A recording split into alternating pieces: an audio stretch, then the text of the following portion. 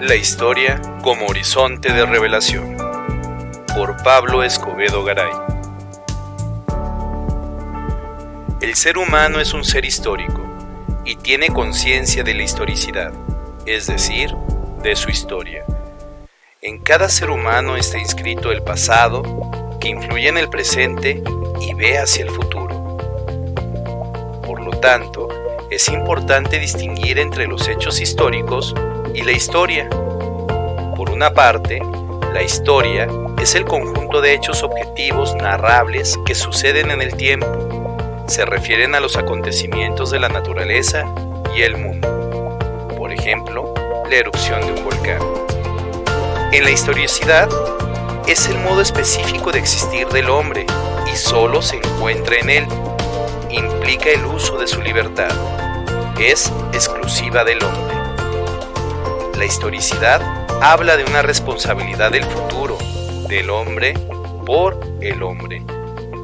Por lo tanto, es un punto de encuentro entre el pasado y el futuro.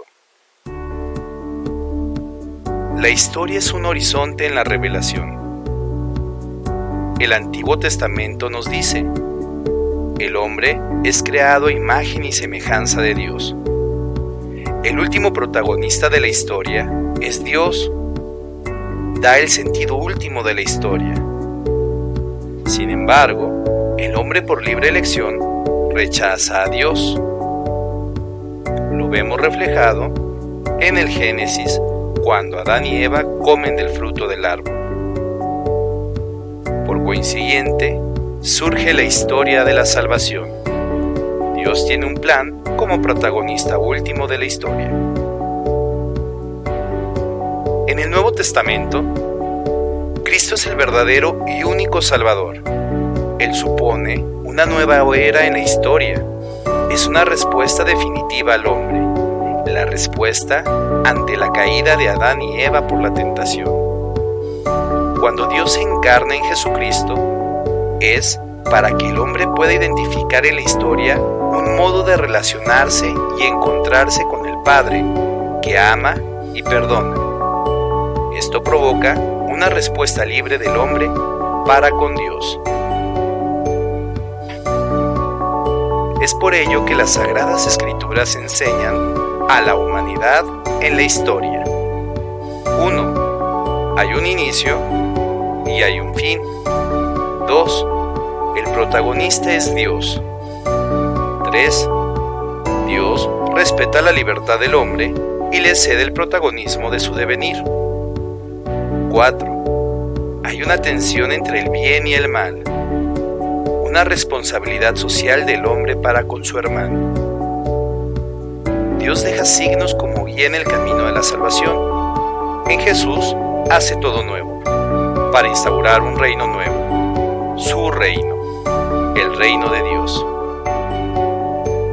Por su inteligencia, el hombre participa de la semejanza con Dios y por lo tanto puede ser protagonista de su propia historia. Como el hombre es un ser personal y social, communio personarum, por su naturaleza, no solo construye su propio devenir, sino también el de la colectividad en donde vive.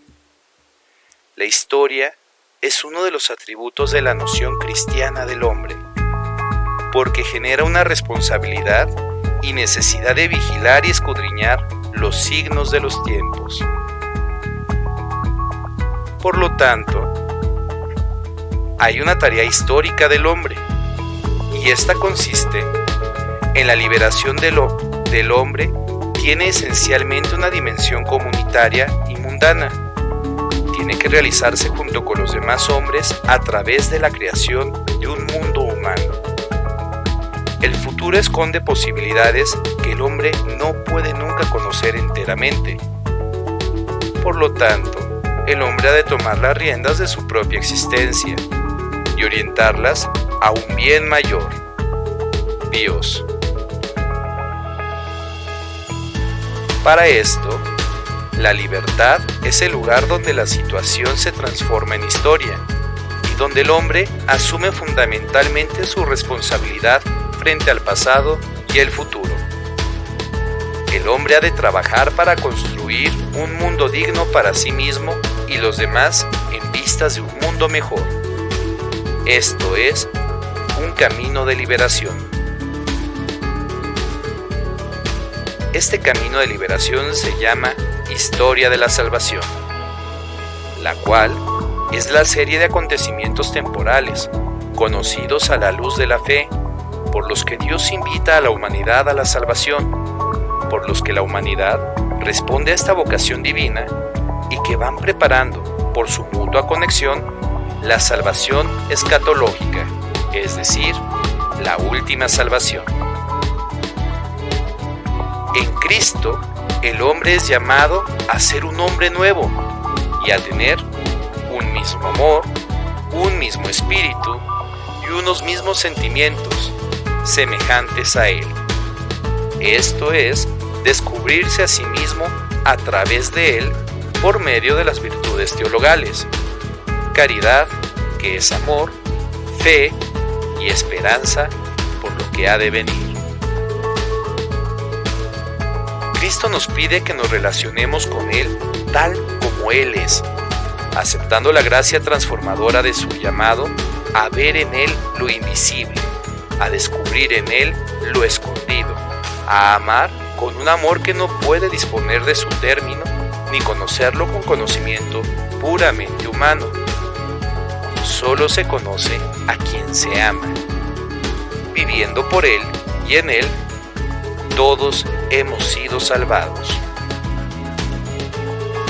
Esto propicia un diálogo de salvación, que viene inscrito en el plan de salvación querido por Dios, y que el hombre, en su acontecer diario, genera la economía de la salvación.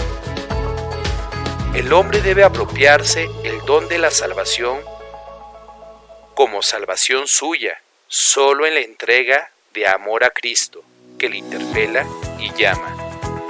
El tiempo de esperanza es tiempo de decisión radical ante el Cristo que salva, que nos salvó, nos está continuamente salvando y vendrá como última salvación. Todo esto sucederá en la parusía, es decir, en la segunda venida de Cristo, en la cual se pondrá en marcha el proceso de consumación definitiva de la historia, la resurrección final, tal como Cristo resucitó a modo de premisa.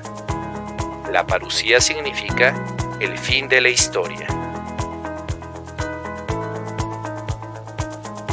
Por lo tanto, el hombre no será plenamente hombre si no encuentra en sus relaciones con los demás una dimensión de amor auténtico y verdadero. Esto es el primer mandamiento de la ley de Dios: amarás a Dios sobre todas las cosas, a tu prójimo como a ti mismo. Lo traducimos en la palabra servicio. El sentido de la historia es el hombre mismo.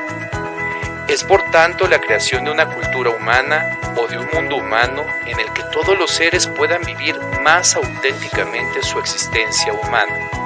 Esto es, con una mayor libertad y una hermandad más profunda. Esta es la visión trascendente de la historia: generar un bien común para que todos vivan según la imagen y semejanza de Dios. Da sentido a la existencia y vida del hombre. También responde las preguntas más profundas de la existencia.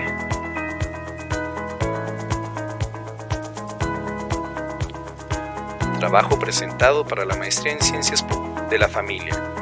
La materia: Antropología Filosófica y Teológica.